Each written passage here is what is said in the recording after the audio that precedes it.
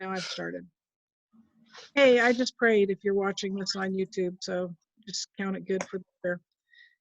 Okay, so for this Greg Wallace video, and this isn't the one that I wrote home about for your parents, although I'd forgotten about a couple of kind of awkward things he says, and I'm like, oh my gosh, I probably should have warned him about that. So sorry.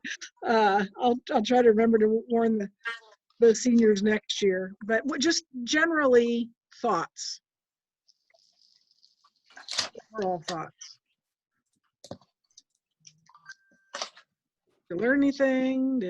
Was you surprised by anything? Do you disagree with anything? He talked about he learned to control his behavior, but that didn't mean he had changed his heart yet. Okay. And I guess it's kind of like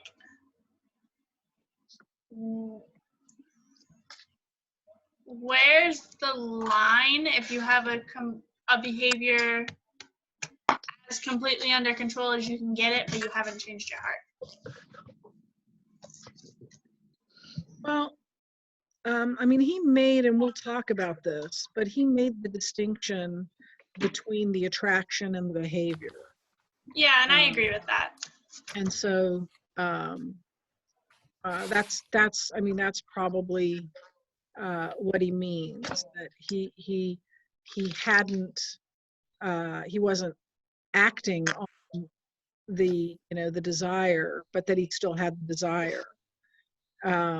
And some people, that's going to be the case for them for their whole lives.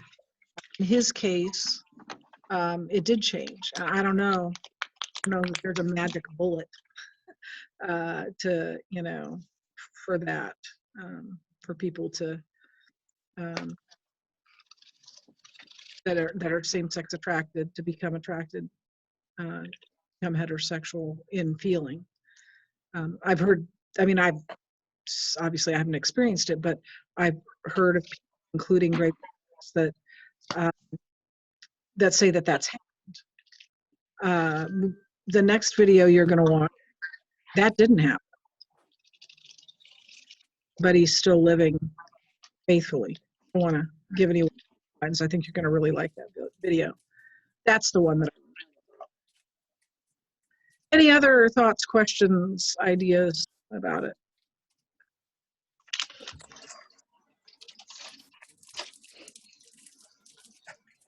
Okay, so what stuck out to you about Greg Wallace's early childhood? His parent relationship. They weren't good, were they? Yeah, and immediately started talking about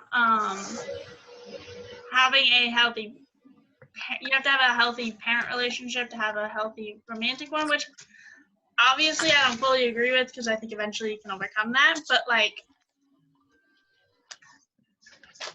I guess that tends to make it harder in most of your relationships, not just romantic. Any other thoughts on Greg Wallace's early childhood experience? Hi, Hallie, welcome. Howdy.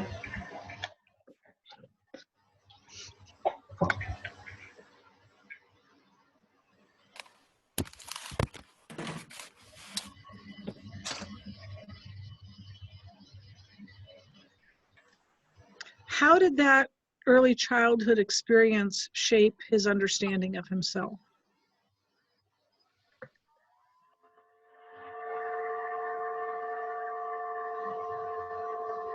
That's somewhat sound.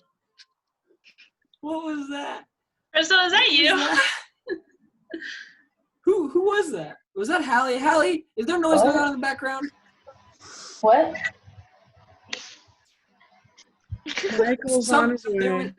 There was some really loud whirring noise in the background of someone's That's probably me. My computer is old and hates life, and so yeah, it sometimes does that. It's old and it makes weird noises. I think it was your brain. It was just running at such a high amp speed. I believe that.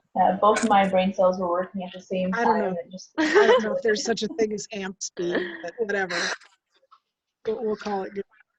So yeah, how did Greg Wallace's early childhood experience shape his understanding of himself? What did he believe about himself because of that early childhood experience?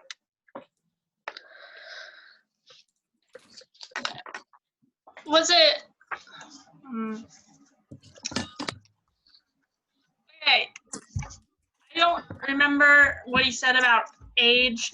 How old did he say he was raped? Yeah, he was right. Yeah. How old was that? How old was he when that happened? Something happened at 11, but I think he was 14 when that happened. Did it have something to do with like sex is how to get love? Yeah, Attention? that was part of it. But I'm not sure he thought he was worthy of being loved. His parents didn't really show him love. Certainly the verbal and physical abuse he received at the hands of his peers would show. And I think, I mean, you can't tell that he has a cleft lip and lip and palate, but as a little boy, you would have been able to tell. I had a nephew that had that, and severe, and he was, his face was really quite disfigured by it. And so as a little boy, before he could grow a beard and a mustache, it probably would have been very pronounced, and he would have been teased and mistreated because of that. And then when he was talking about that rape, how did he process that? What was his takeaway from that?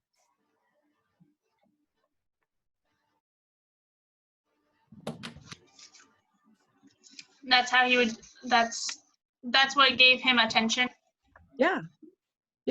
And so he wasn't able to have normal, healthy relationships with other boys because they just mistreated him. So if this is how they could be interested in being around him, then maybe that's, what I need to do. Kind of his thought process. So what are your thoughts? There still is a raging debate, and I'm not certain who's right. I don't think there's a cause of same-sex attraction. But what are your thoughts on early childhood experience having an impact on someone being same-sex attracted versus you're born that way? Like it's genetic. I think nurture definitely plays a huge role in it. In that argument, but I can't say for certain that nature isn't a part of that as well. Maybe more of a natural inborn inclination towards that, and then brought about by circumstance or fueled by. I think the child brain is very, very this is the wrong word, but I'm gonna use it anyway. It's not physically, but like emotionally malleable. So a lot of things can be learned that can't be unlearned later. Influential might have been the better word, but it works anyway. So Yeah, when something shapes your idea, it stays there. Sorry, go ahead. Well, I wouldn't say it can't be unlearned, but it certainly is More difficult. and leaning on impossible to change. Well, trauma is also the same way. Like, it doesn't matter what age it happens. If the traumatic experience happens, like, you're not going to not get that. Or not, yeah. Right. It literally rewired your brain. And it's not that can't be overcome, especially by the grace of God. But I mean, I'll be just honest with you. I have childhood hurts, not from my family, but from other people. And I still carry insecurities of that to this day. And my mother-in-law had a horrific well, not horrific, but a very difficult childhood. She doesn't remember her mother, well, she doesn't remember anything now, but she doesn't remember her mother. Her mother died when she was about 2. And she was given to a family. Her father kept 2 oldest children. So she grew up with these 3 younger siblings that she wasn't with them, but he gave away the 3 younger siblings. There was no CPS. So different families in town, chose to take them under their roof. And so she was raised by people who were essentially strangers to her, no relationship. She, wasn't able to have a lot of contact with her sisters and her brother. And she felt like her father had abandoned her, and essentially he did. And he wouldn't let them be adopted. But then he moved to California, and they had very little contact with him. So, and then she's lost, 2 of her 3 children as adults, and her marriage was interesting.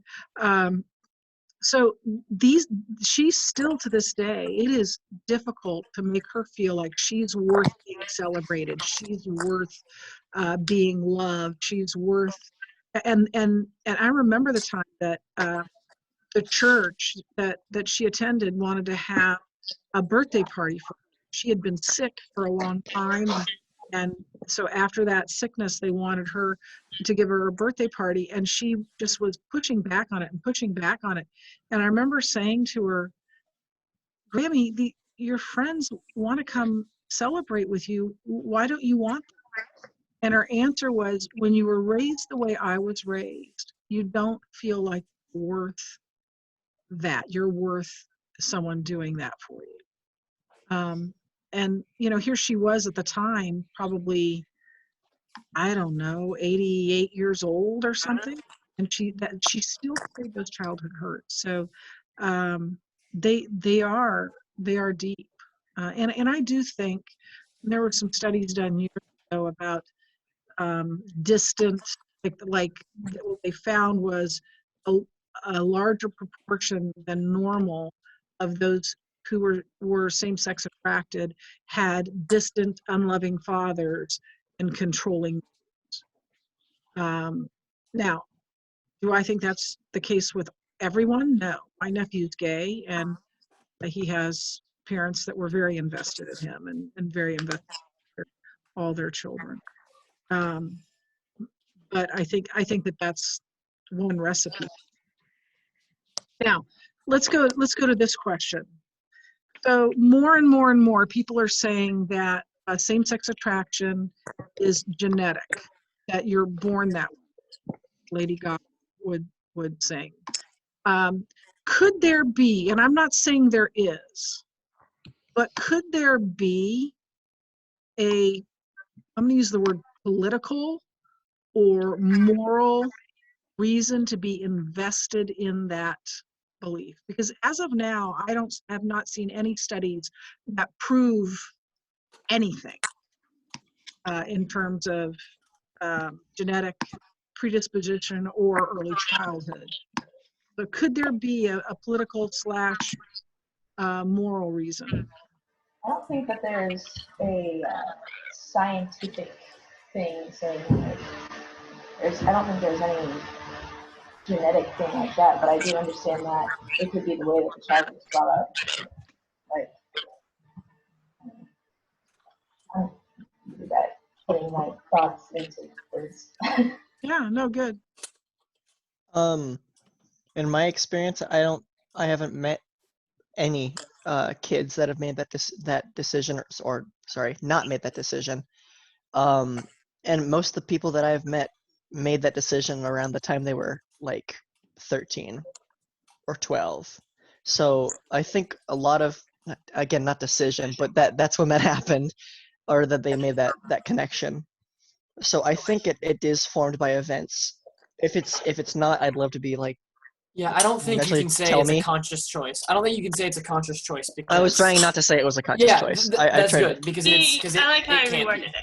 it. I like It how you can reworded be, but it's not always. I don't think you can. I don't think you can choose to make yourself attracted to something you're not normally attracted to. I can't flip a switch in my brain, just say, oh, okay, now I'm attracted to guys. I don't think I can do that. I don't think I can physically do that. And like I said before, I think a lot of it's just shaped by your experience in life, Yeah, I think there's or other reasons how behind your it, but how your conscious choice, I don't brain is know. wired. Now, while I don't think you're born that way, I'm doing air quotes. I think it's not something you can necessarily control at all, most of the time. Yeah, most of the people that I know same-sex attracted would say that they may have kind of come to the final realization when puberty hit, but at that point they realized, they looked back and they said, oh, I've always been this way. Or as far as I can remember, I've been more interested in being around, men than women or women than men. So, and I don't think it matters if it's early child experience or if it's genetic, because either way, as you both said, the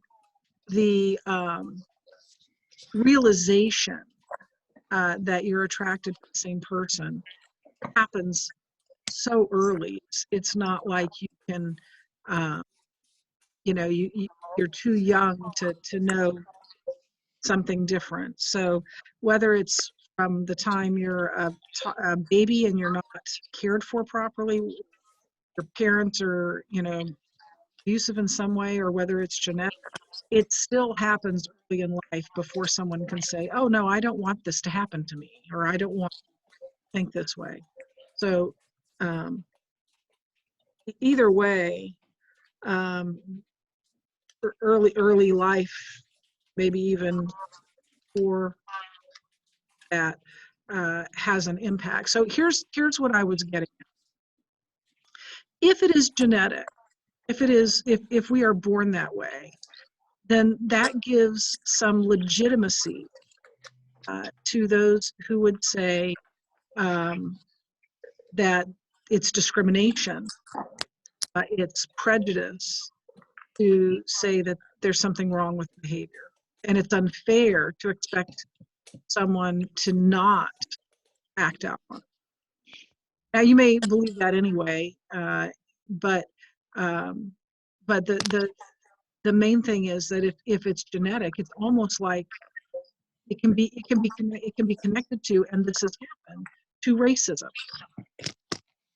You're born a different race. There's nothing you can do about it. And so you need to be treated, you should be treated as if everything's. And so if you are born with the same sex attraction.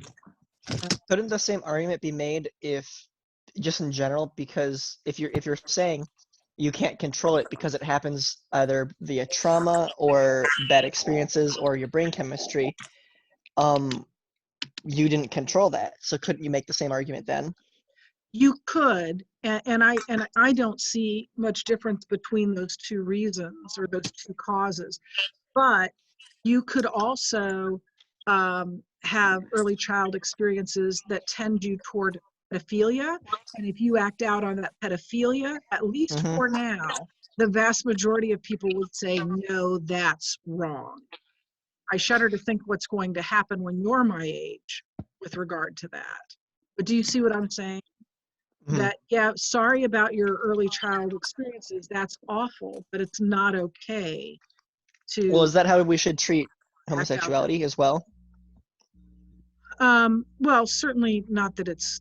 Like, I'm sorry that happened to you, but that doesn't make it okay, kind of thing? Or do you think we need to be more gracious than that? Yeah, I think we need to be more gracious than that, but it doesn't legitimize, or it doesn't make something that the Bible says is sinful not sinful. Does that make sense?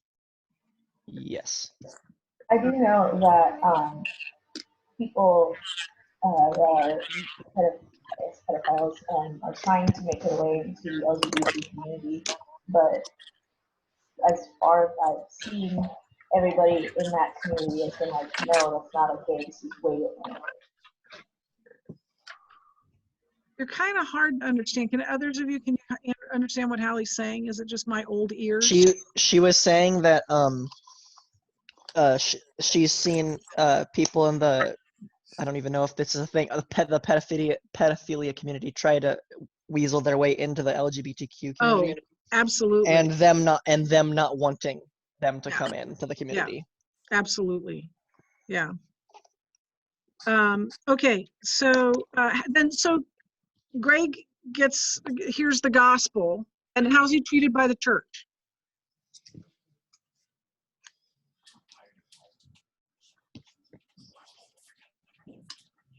Which church? Yeah. So let's go with straight church. What's the first experience he had? The evangelical church. Let me pray for you. If I just pray for you enough, or you each gotta cast out this demon of homosexuality. I'm trying to think of other things he said.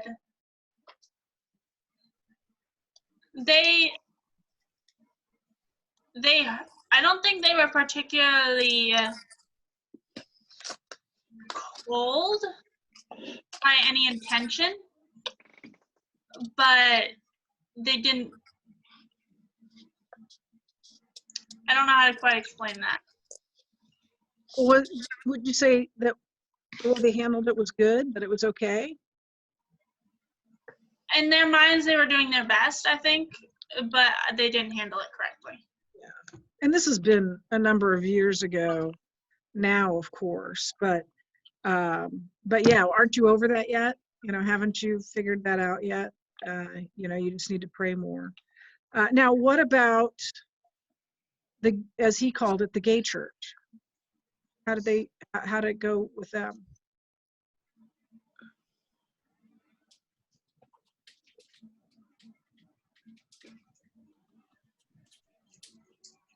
What was his experience?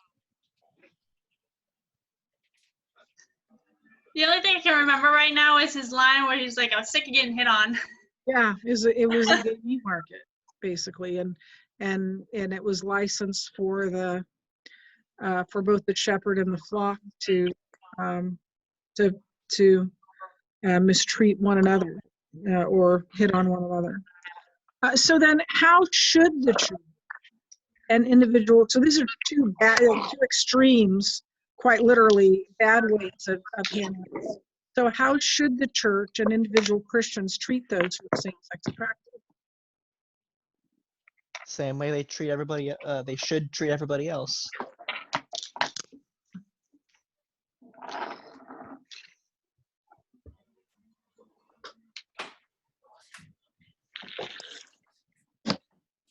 Anybody else? Oh, kind of going on what Michael said, is that nobody wants to be treated differently for anything ever. Yeah, absolutely. Or be called out, or be made to feel unlovable. What did you think about, and we already talked about this, at least I did, my opinion on it.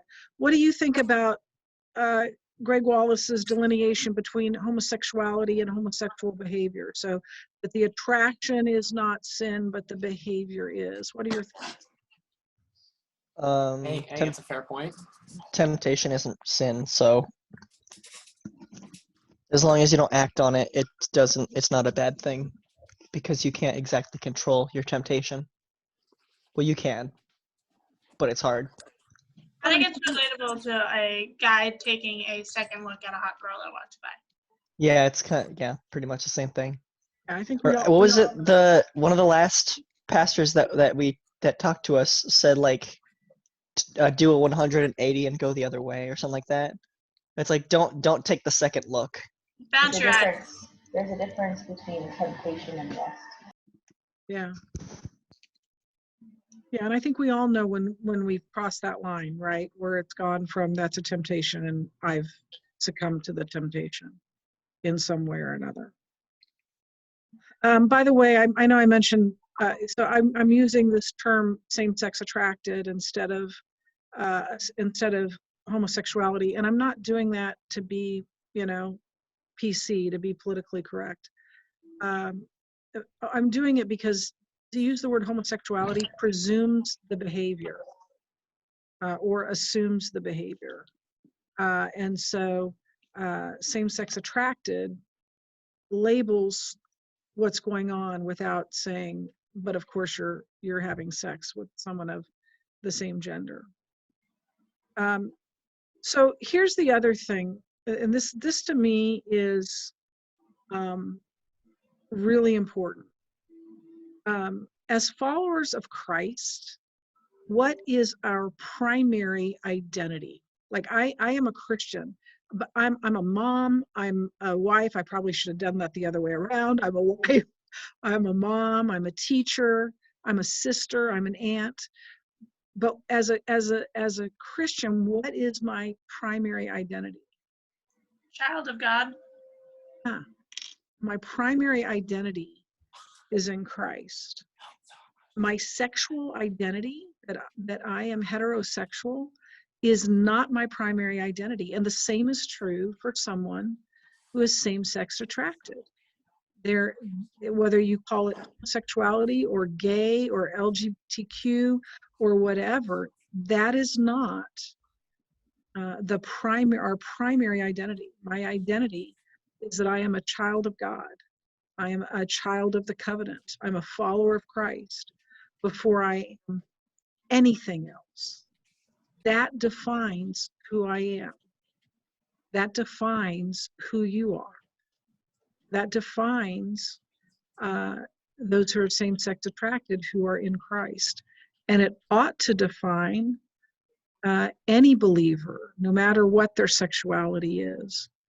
The problem for me, and I've seen this with my nephew, is that once he came out, and he has a master's of divinity, so an MDiv. He was a pastor for a couple of years after he got his MDiv, and he is getting his doctorate right now at Princeton. He got his MDiv at Princeton. He's getting his doctorate at Princeton, and it's in something having to do with sexuality. But every time he talks about anything about Jesus, it's from the angle of his homosexuality. Like that is the most important thing about him. And it's not. And every single doctrine he believes is looked at through the lens of his sexuality. And I just don't think that's the way it's supposed to be. And that's part of the problem for me, is that for the people that I know, including Willie's husband, and many others that are Christians, everything about their Christian worldview, everything about their Christian beliefs is filtered through the fact that they're gay. And that it wouldn't be any different for me to filter everything through the fact that I'm not, or through the fact that I'm a teacher, or through the fact that, because that's not my primary identity. And I think that's in a loving way. I'm going to have to plug in my battery. In a loving way, I think that's a message that the gay community, the Christian gay community, needs to hear. That your identity is in Christ, not in your sexuality. Okay, talk amongst yourselves. We're almost done with this part.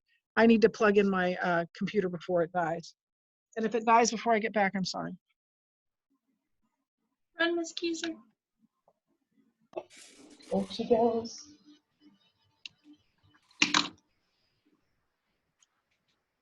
So, how's everybody's day going? What have I done today? I've done nothing for the past couple months. Wait, we've only been out of school for a month. That changes nothing. Yeah, that still doesn't change anything. I just watched Lilo and Stitch for the first time. For the first time? Yeah. Really? Yeah. Okay, Mrs. Keiser doesn't run. What? is Hallie like Stitch in Lilo and Stitch? If Hallie were to be a dog, she would be Stitch. Bree, you were the last person who can make any comparisons to anybody else being like a dog. You think? Okay, hold on. First off, that I've was never seen Lilo Lorelai, and Stitch. You know what I'm referencing. and I have admitted my personality traits. What is that? I don't know. I thought maybe you threw something. You're so mad at Bree. I'm not sure. Oh, yes, sorry. My hand spasmed or something. Okay, so I'm going to read these last things from Greg's video, and then I'm going to talk to you a little bit about the next video and what's upcoming for you. And then we can talk about anything you want to talk about if you want to stay on. So here are Greg's tips for witnessing. See an individual, not a person who is gay. The gospel means good news, not a set of rules.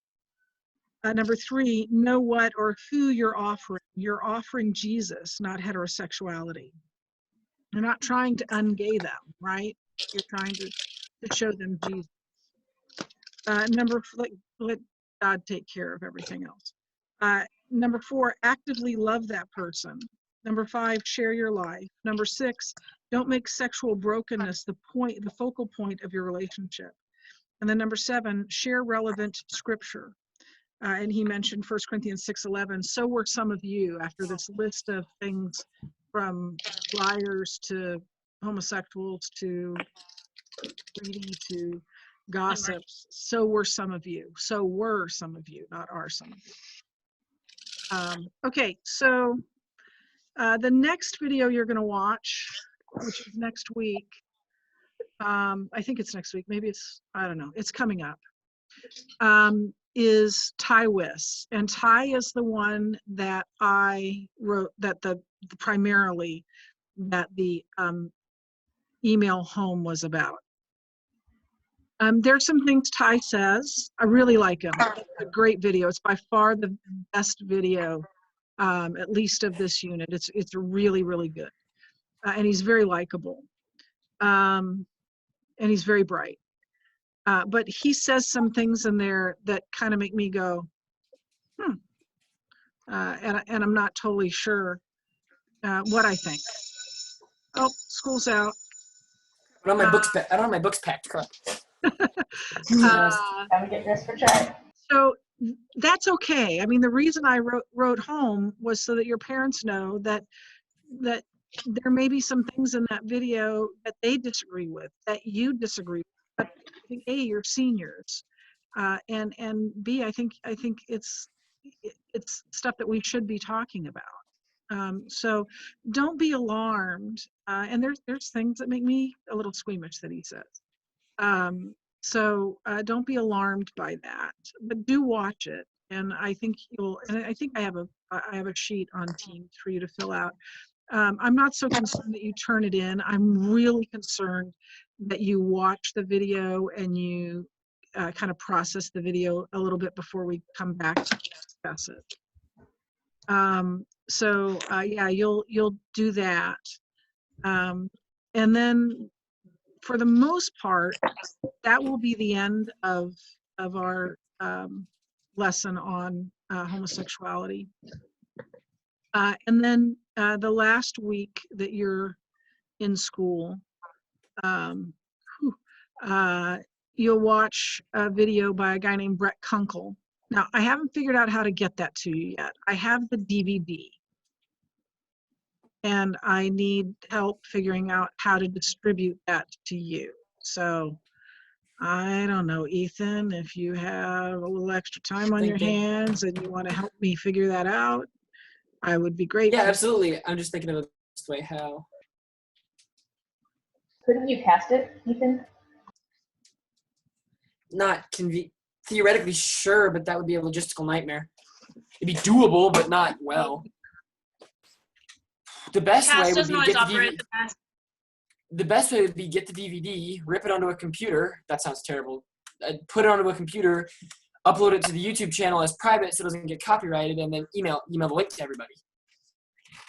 But I'm not even confident how to rip a DVD on a computer because I'm not my father, and I don't have the DVD and you do, and I probably shouldn't. Quarantine's a thing, so I probably shouldn't go near you. So,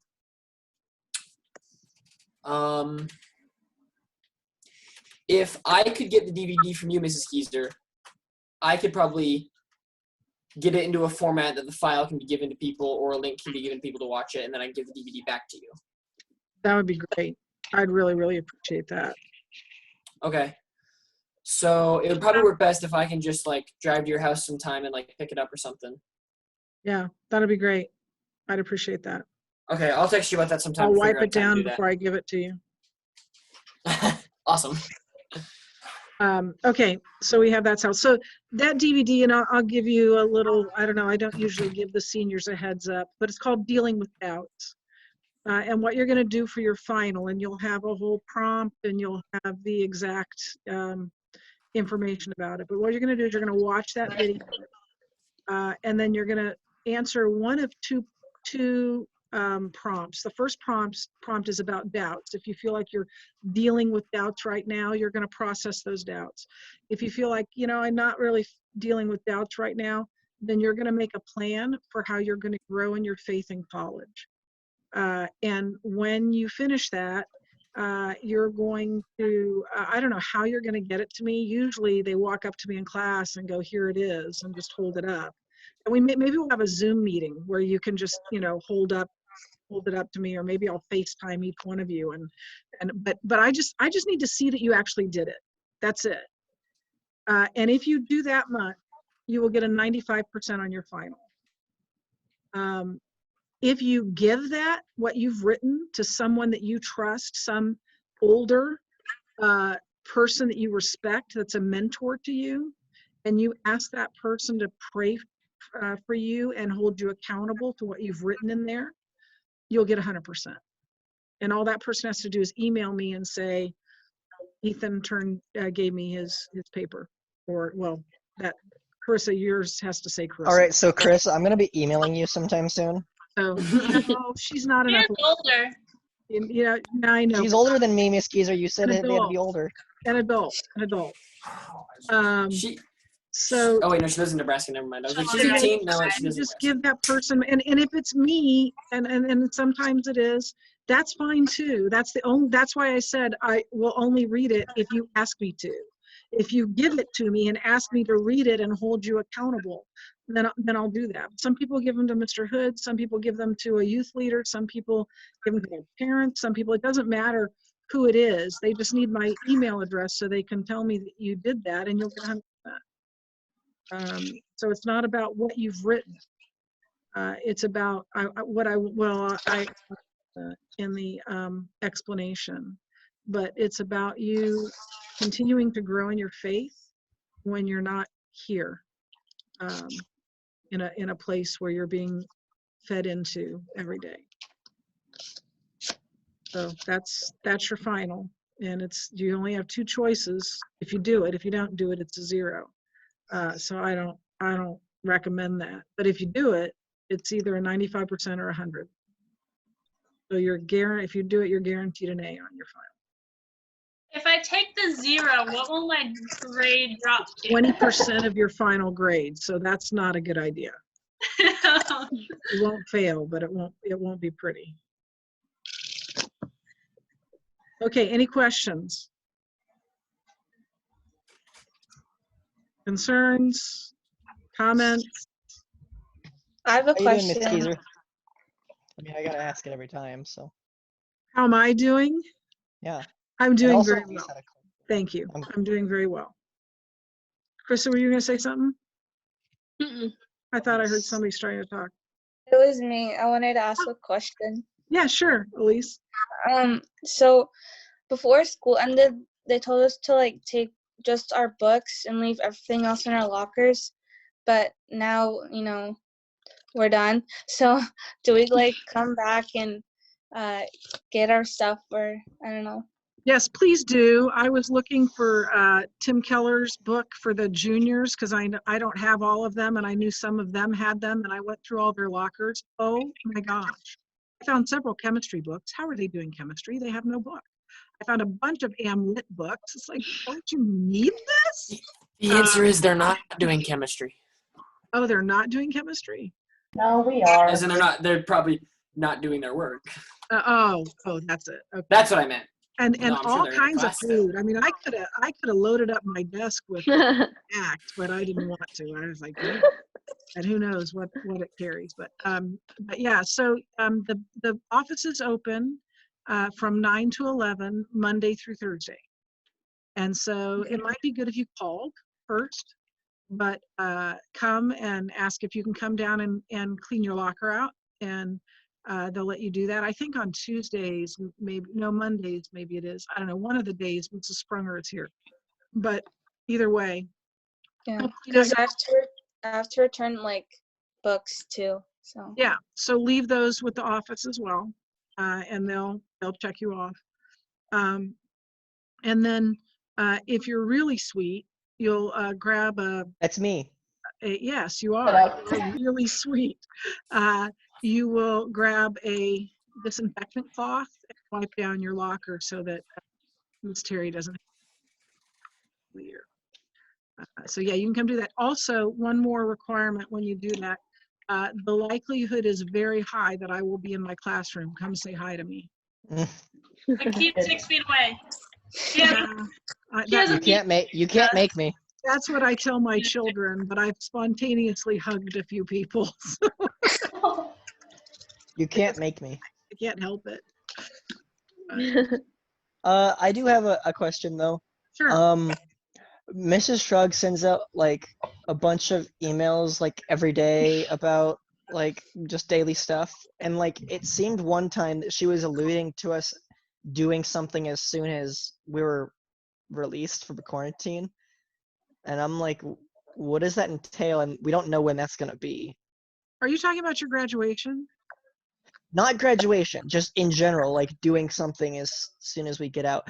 I also, there was mention of that chapel that we do for the seniors.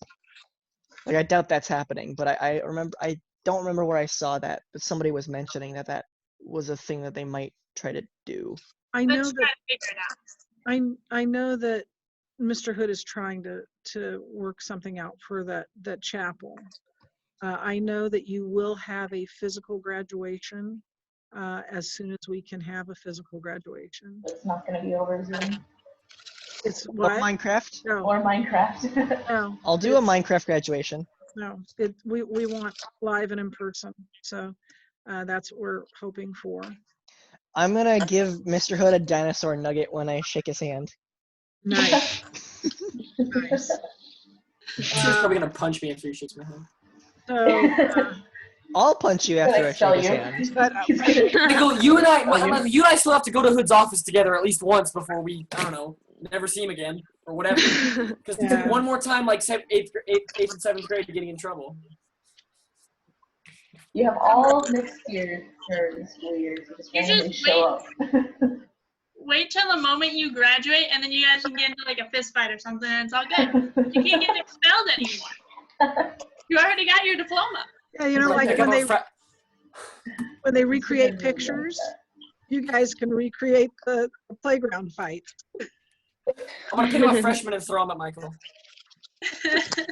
I'll throw my son Ben at you. What? Most of Ben the loves me freshmen too are much bigger to than you. hurt me. Ben loves me He won't too be much. hurting you. I'll be hurting you by proxy. Ethan, most of the freshman guys that are their children are bigger than you. Just saying. All taller than me. They're all bigger than me. That doesn't mean I can't pick them up and throw them because they'll let me. And they love me. They'll let me. Caleb would be like, "How can I help? Please, I'll build a catapult for you. Please, let's do this." And I will. It'll be amazing. That's so Caleb. That is so Caleb. I'll kiss Lorelai to make Justin let me throw him, and then it'll be perfect. It's